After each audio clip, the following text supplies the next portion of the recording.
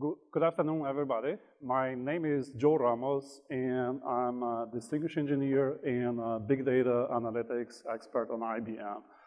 I also have with me Beate. She's our product manager for information server. And the topic for today, we're going to be talking about information, virtualization, and query federation on data lakes. So I think we're going to take questions at the end. We probably will save some time for that. So what we are trying to cover on this session, first, because really information virtualization and federation is really relevant in the context of a data lake or data reservoir. So we're going to give some concepts and how we think about a data lake, data reservoir, and then put that in the context of information virtualization federation. And then I'm going to give some examples and talk about best practices and how we approach some of those problems, right? And then she's going to be talking about the information integration in the Hadoop space. So one of the key things that we are saying today, many organizations, they are building data platforms, and their goal is really to empower their users to leverage analytics and make better and informed decisions, right? That's what everybody is about. One of the things I like to mention is the real value of analytics is when you can apply that into the context, right?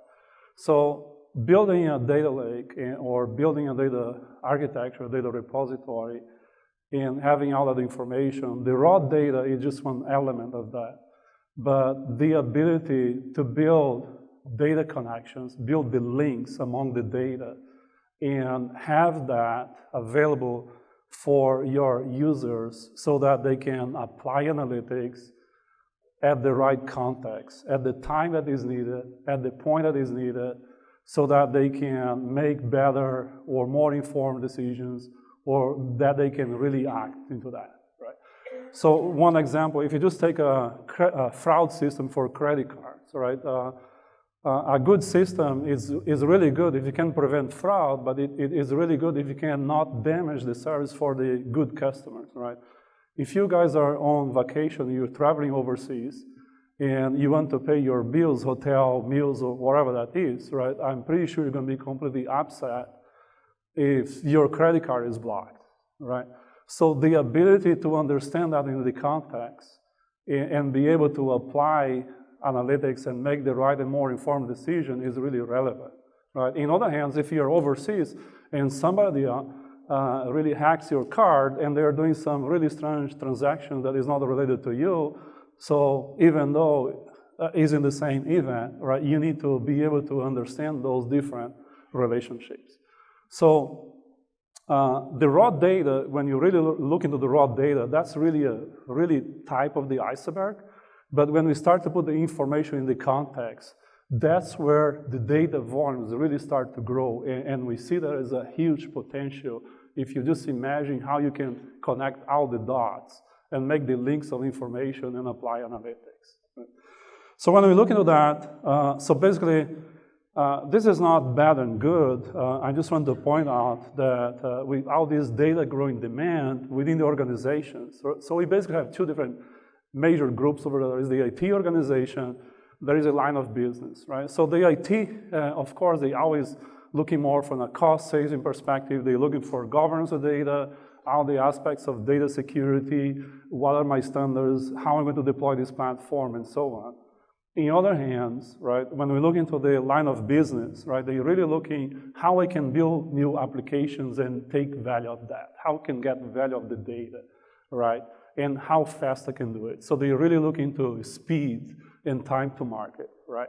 And they also want all the agility. They want to access any kind of data. They really want to ability to go and interact with the data and discover new insights and then apply that in their process and empower their employees, right?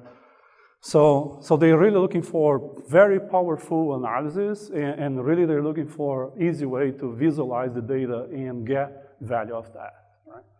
So how you solve that or how you can minimize that, that tension between these organizations, you really need to build a data platform where you don't lose sight of track, right? You still need to govern that, but on the other hand, you need to give some freedom and empower your line of business so that they can get the value that they are looking for, right? So from a data lake perspective, right, I'm not trying to bring a new concept here. The data lake is really a very broad and very used concept, right? The idea of a data lake is the data falls into a lake naturally and is sitting there, so it's available to anybody in the organization, right? We look into a different perspective, is more from a data reservoir, which is really you build an infrastructure, and the goal is really to enable your employees to extract value of that, right? If you just think about a city, right? You build a data reservoir, and you have some infrastructure, and you think how you're going to deploy that water to the city, right? You think all the aspects of that, and you also think about how you're going to manage that, right? But you still allow people to go there and maybe swim and fish into that data reservoir. So you don't really lock it down, right? You let the users or the consumers of that to be able to interact with the data, right? And that's the goal, that's what we are looking for. Right? So in our view for a data lake, so there are key elements of that. And I'm going to concentrate a little bit on the key elements of the data reservoir we call the data repositories, right? So in that, there is one key element of that, which is really, we call it deep data. Some people call it a data lake, but that's really where you have all the data from the organization, right? And ideally, you want to have some governance on that data, around that data, right? And you have some different types of repositories. You still have your data warehouses, right, with really structured information, very governed. You build to enable analytics for a specific use case. You have your data marts with subsets of the data for a specific application, right? You build some intermediate caching. You can leverage different technology for doing that. Could be memory, could be persistent.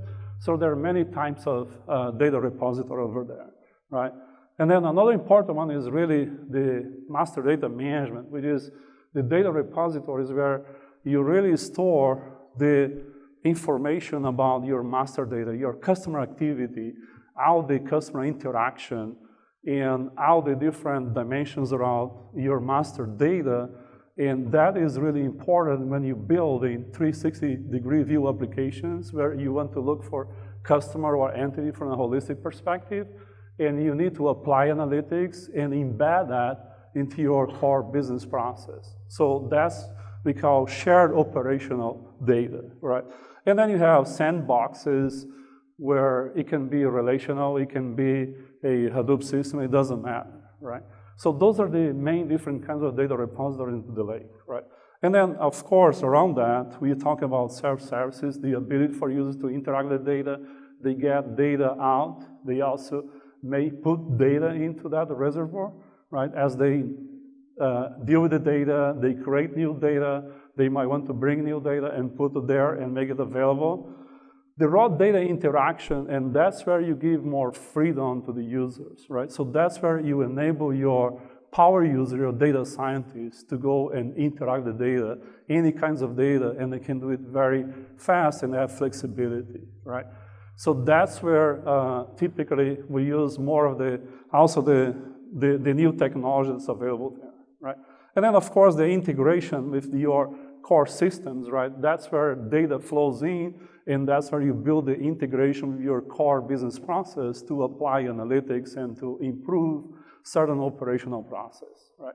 So in a big picture, right, around, we have all the different types of users that interact with that data, right?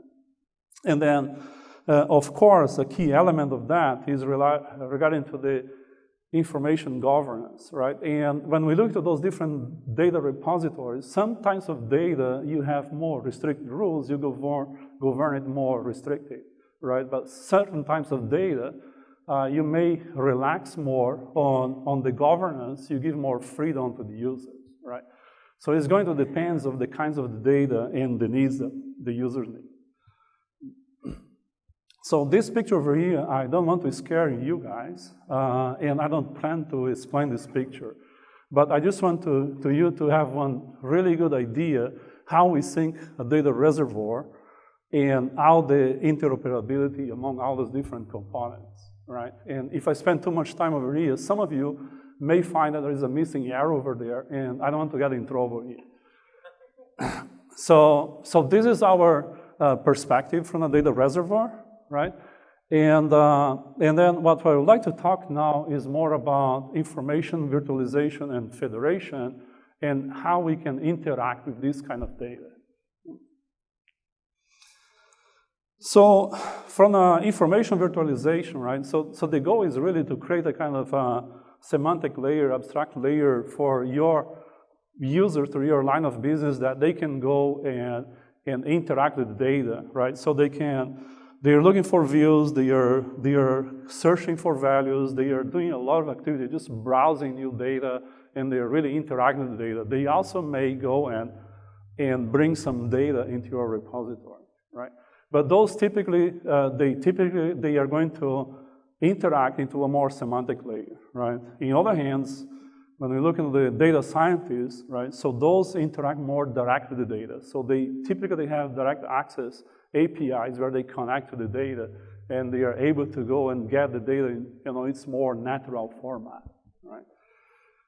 The two elements of this information virtualization is really, we call information provisioning, which is really bringing the data into the lake and making the data available, taking data out. You can move the data somewhere else, right? And the other one is the information delivery, which is really the ability to deliver the information to whoever needs that information that is in the lake. So there are different styles on how you provision information, right? So federation is a very old style, and it was really started on the relational database, and we're going to talk some of that, right? So that basically, when doing federation, the goal is you keep the data where it is, and you provide access to the data through a query, and you bring the data. So you're federating different repositories. They might have on different data repositories, and you want to, as long as there is correlation within the data, you want to join that and bring the result back, right? That's what we call data federation. The consolidation is you really have disparate data source, and you want to consolidate that and bring it to a single view, right? So that you can perform a specific analysis. Right? Another different mechanisms, you can do replication, take one copy of the data, move into a different repository, right? And the caching is really how you build the specialized views of the data, right? You're taking a subset of the data and make it available for a user. So those are the very typical styles of information provisioning, right? The challenge is, before I go into the challenges, right, so when you look into a very high-level perspective, right, so you want to see a global view of the data, right? You have all those different sizes of data. As long as your query can federate across those systems, right, you're good. The challenge that nobody tells is how effective that can be, right? Because federating data across different repositories, joining data from different relational systems, and that are on different systems in different architectures, and make that work, right, is quite challenging. It does require a lot of technology behind that, a lot of optimization on the process, on the query, right? On the other hand, if you use the ETL tool, right, you can build the same global view, right? The difference is, one, you have real-time access. In the other one, you have the delay of bringing the information. And there are some cases when you bring that information, it could be not even relevant anymore, right? So if you're building an ETL and you cannot keep up with that, that information might not be relevant. So there are instances where federation makes sense, right? You need that very real-time access to disparate systems, right, and be able to correlate that information. Things got even more complex when you start thinking about getting relational in your deep data, your Hadoop data, right? If that data is not into the right structure, it is not in a relational format, right? So then it's really challenging how we integrate that, right? So there are a couple different things that I'd like to discuss, and one of them is, so there is federation. The one that we talk about is really the first use case over there is more on the relational federation, right? And the goal over there is really when using database federation, you want to push the workload into the downstream systems, right? And one of the challenges that we see over there is if you have very complex queries, you might overload those systems and you might run into out-of-memory situations, right? Because I'm going to give some examples that is going to be easy to understand, but if you're joining pretty large tables and you cannot filter the data on the origin, right? You're bringing out that data through a network and then joining that data could be really challenging, right? The other type of federation we call is service federation. So in that scenario, so basically you're building a caching layer, right? And that caching is typically in memory, and you can use different techniques to move the data, right? You can use SOA, you can use message broker tools. There is new technology coming out, like Spark and other Hadoop technology that allow you to bring that data and feed those cache, right? The challenge over there, yeah, we still have how much data you can keep in memory and build those caching, right? So typically it's limited. And then the time to bring the data, right? That's another challenge. But I think there's going to be some evolution on that space, right? And of course, right, the correlation of the data in this scenario, you build that because since you're using process, you build those processes to federate the data so you have more control how you can join the data. The other scenario we call, I think I press something. Okay. The other scenario we call it Semantic Federation, and Semantic Federation is, it's a very, I'd say it's almost new term, but there is a lot of talking about this now, and this concept is basically the ability to build data structures on the fly. So instead of just using caching, you build models on the fly and you populate those models on the fly, right? And that is really important when you have very disparate systems where you need to, there is no natural integration among the different repositories, so you're applying some process to make the data correlate so that you can build the links and then populate some of the data structures and enable that access to your users, right? We see a lot of this type of activity, especially when you're building solutions on smart cities where the types of data and the dimensions are very wide. There are so many data elements, and being able to correlate all that information is really challenging, right? So in this scenario, there is some also technology like Spark is one of them that's being used on this space, right? And of course, there is some challenge for optimization, and the other important aspect is about security, right? When you look into a relational database, there is very broad set of tools available over there to enable you to apply security, who can have access to the data and what kinds of data. And when you get into this more open way to deliver data and build those relationships in real time, then it's getting more challenging from a security perspective, right? So that's one of the space that is going to evolve over the years. So the next, I'd like to talk a little bit about some of the IBM solutions on this space, and I'm going to concentrate more on what we call more structured data and relational data, right?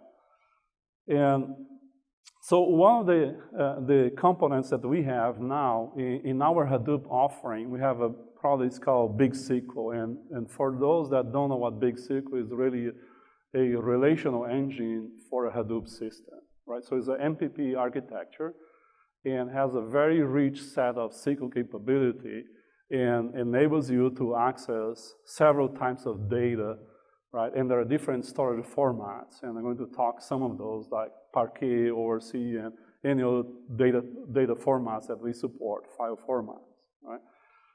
And Big SQL came native with federation capabilities, so it allows you to federate queries to other relational databases, right? So in this scenario, think about big SQL is the center of the universe. And then a user connecting to big SQL, I can have access to local data that's stored on big SQL, and then I also can bring data, that same query can bring data from a remote data source, could be a relational database in all those different data repositories over there. So if we take this example, right, so think about, we call it big SQL fluid query, and so let's say the user, he wants to access, this user, he or she wants to access 3 tables, and one of them resides on big SQL. The other 2 tables, they are remote into one of those databases, right? So in that scenario, what needs to be done, right? So basically the federation engine is part of the big SQL engine in the middle, and you create alias or nicknames for those tables, but that is not really persisting the data local, it's just a metadata to define where the remote data is, right? And then when the user submits the query, right, so basically that SQL is pushed down to the back-end engine, and the subset of the result set of that query is brought over to the big SQL engine, where we do the final aggregation and final consolidation of the data, right? And we apply the final predicates that are required, right? So this is a very typical scenario where, of course, if you have table 2 and 1 on the same data repository, right, that's easy to optimize the query, because as long as there is statistics, so you can push that SQL and be able to run all the predicates on the relational side. You eliminate all the data, you do a local join, and then you bring a subset of the data over the wire, and then you do the final join and apply the additional part of the SQL, right? The challenge will be if table 1 is on Oracle and table 2 is on Teradata, right? So that would be a nightmare, right? Because in that scenario, there is no optimization, because basically you have 3 tables on 3 different data repositories and you want to join it, right? So depending on the complexity of that SQL, you might bring a lot of data over the wire, right? If you're just getting very few records from each of those remote tables, you're in pretty good shape, right? That's going to be an easy join, right? You're moving small sets of data, right?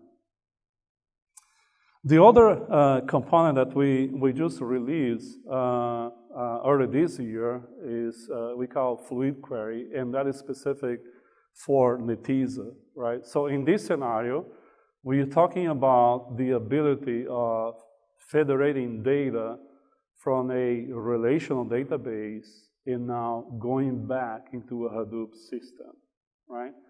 So in that scenario, right, we expect that part of the query is going to be running on Netezza and part is going to be running on Hadoop system, right, like in the previous examples, but we also expecting that there is a really correlation among the data, right? So there is also, along with this capability, besides the federation, you also can move data back and forth. So you can move data from Netezza, or you can move data back from Hadoop into Netezza, right? So use case for that is you want to build a hot and cold logical warehouse where the most current data is on Netezza, which is your more expensive and more performing solution, and then you keep all the history in your Hadoop system, and then a user that needs to have access to that longer history, so you can push that SQL to the Hadoop side and bring the data, right? And it's going to explore all the Npp architecture of the both platforms, right? So currently the Hadoop engines that we support for that is the IBM Big Insights, and we also support Hortonworks and Cloudera, right? So the way it will work, so basically is if we take the same example, right? In this scenario, I have table 3, which is a local table that resides on Netezza, and then have table 1 and 2. Those are in one of those engines of Hadoop. It could be Impala, Hive, or Big SQL, right? And in this scenario, when the user submits the query, right, so we are going to push the SQL to the back-end engine and trying to solve part of that query on the Hadoop side, right? And the final join is going to be performed on the Netezza side, right? So this can be completely transparent for the end user. So for the end user, they are not seeing that they are querying a Hadoop system. The only difference is that probably that query, right, is not going to perform on the same way you would perform if all the data was on Netezza, right?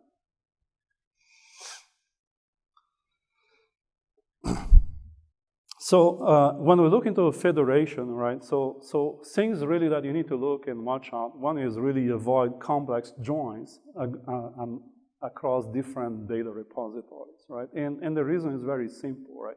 Especially if you're joining data from multiple databases on the same query, right? As long as you know what you're doing, it's easy to control that. But if the user runs a query without predicates, right, you can overload one of the systems. You could bring, if you're querying large tables, you can bring a lot of data on the wire. Right?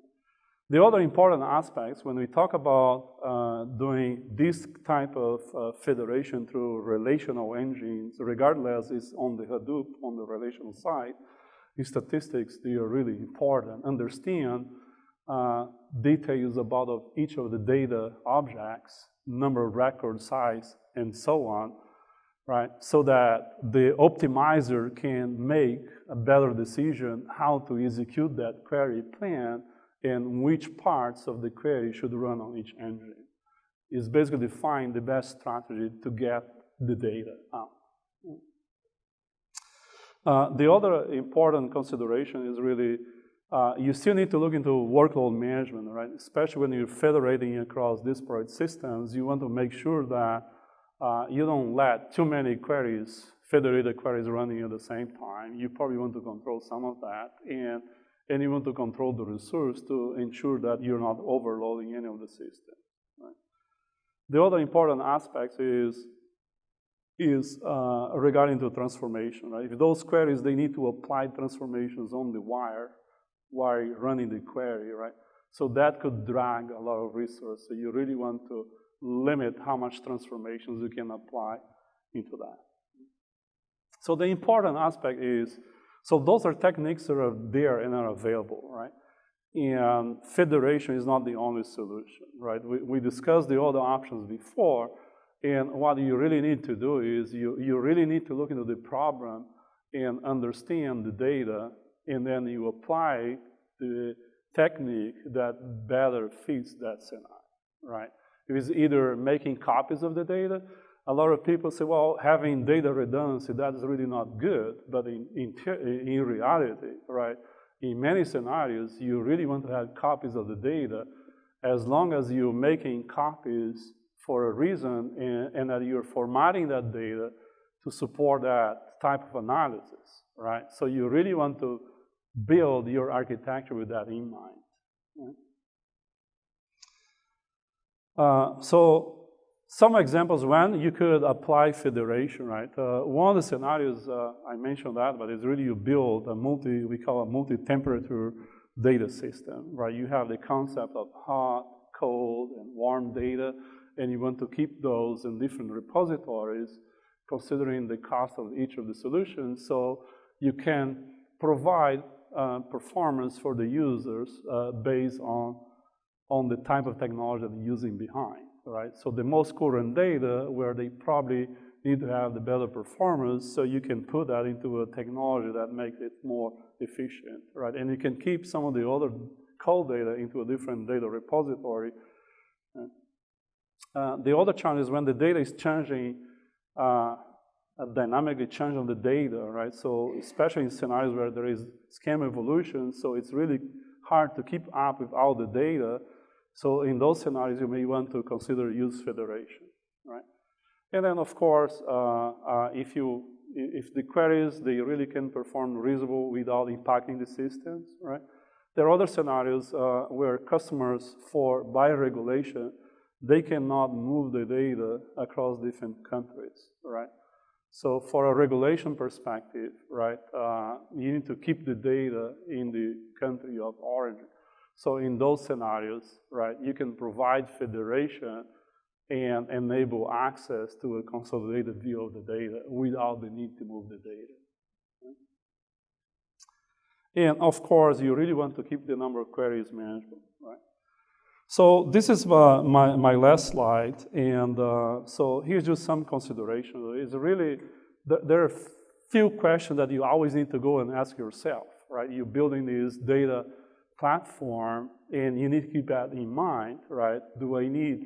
How fast do I need access to the data? How critical is it to have access to that information, right?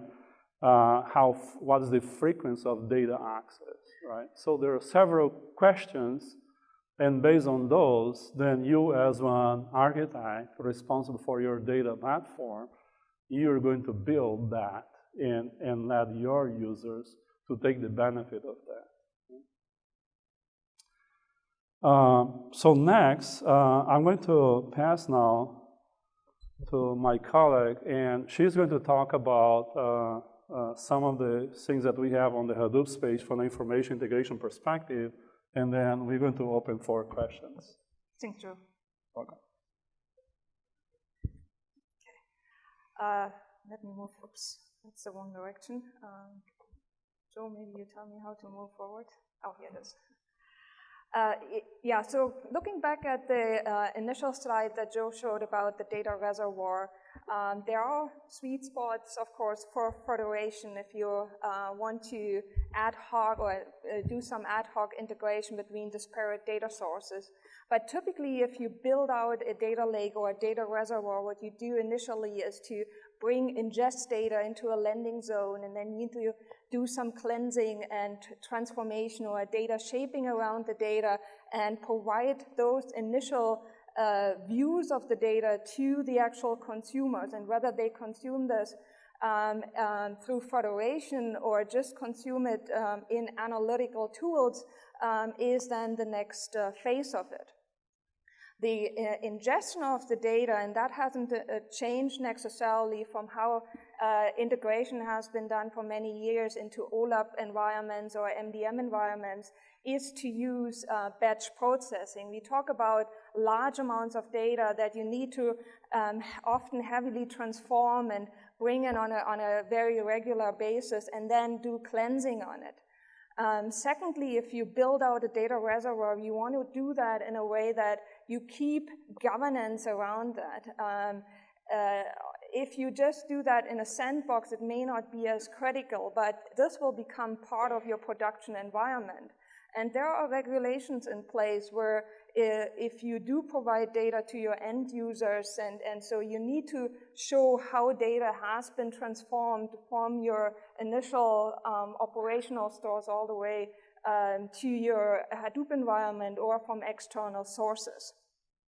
So having something where you can easily do this integration, whether it is for your traditional enterprise integration or for a Hadoop system, is very critical. And we are introducing here what we call Information Server for Hadoop, which is a super fast native environment for you to do data integration, transformation, cleansing, profiling, and governance around all your data, including Hadoop data, natively on your Hadoop environment. So it fully scales across in a Hadoop environment here without relying on MapReduce, which has been shown as being fairly slow when it comes to small batch type of processing. It provides you with the entire ability not just to do data shaping or not just to do data preparation, but to do the whole chain of processing of data, ingesting data, transforming data, cleansing data, and governing the data for the Hadoop environment, but also for the entire enterprise. And last but not least, a lot of the things that we have seen happening in Hadoop is hand coding. And this has a big reason for this is that there were not enough suitable tools to do all this. So people have started to do, to write their own MapReduce routines to code things. So this one is really easy using pre-built graphical interface where you can build your integration, your cleansing logic by just plugging together pre-built operators and stacking them together and use these patterns repeatedly as you create more and more of those integration procedures. So what it gives you is the ability here to design integration or cleansing routines once and execute them wherever you have resources and capabilities.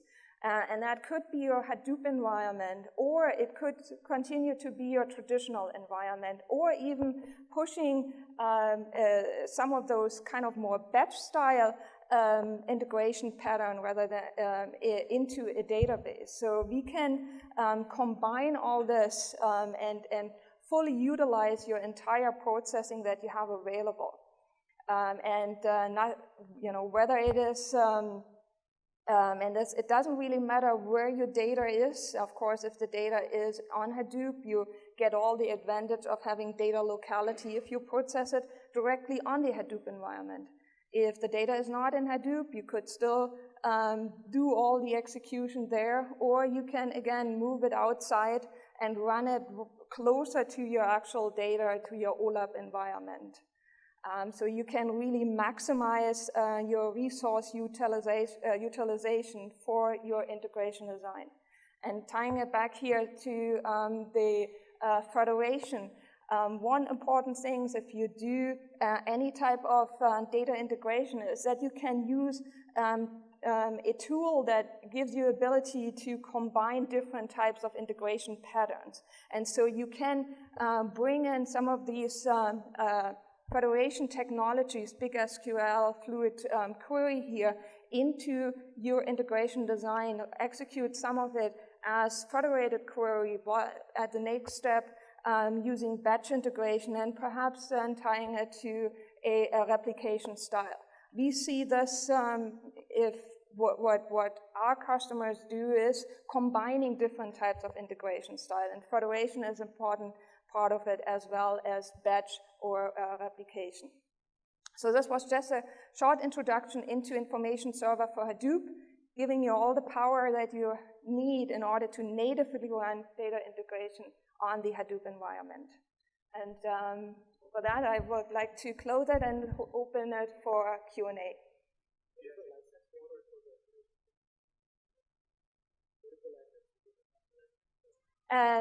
Though this is a license for information server for Hadoop, so it's part of our information server licensing. Yes, that's what you were signed up, yeah. It will be part of our next version, so we haven't announced the version yet, so we are at 11.3, so whatever is after, coming very shortly after 11.3, yeah. Yeah, yeah. Yeah.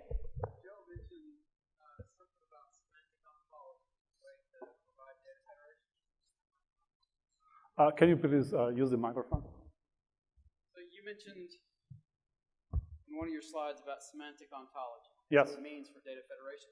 Do you have a mechanism for doing that, or is that just a concept that you're exploring, or can you elaborate on that some more? So there is already some implementations of that, but there is not really a set of tools ready for doing that, right? I saw. We have done some of that in our research labs with some of our customers, more on smart cities, right? For a specific, it's more, I don't say one of a kind, but it's special projects. But if you look around and if you search around the topic, there is a lot of talking about using SparkQL and other technologies for this kind of semantic federation.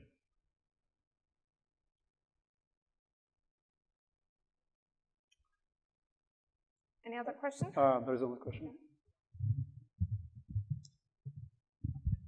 You talked about the difference in speed between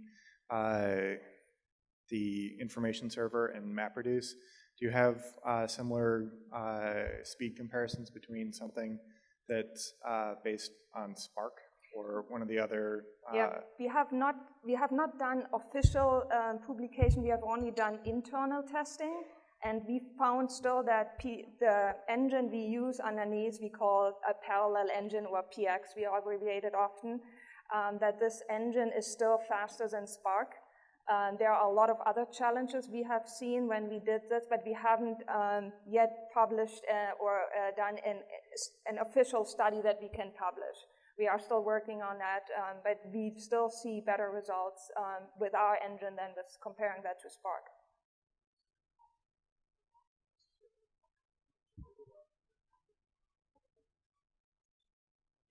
Yeah.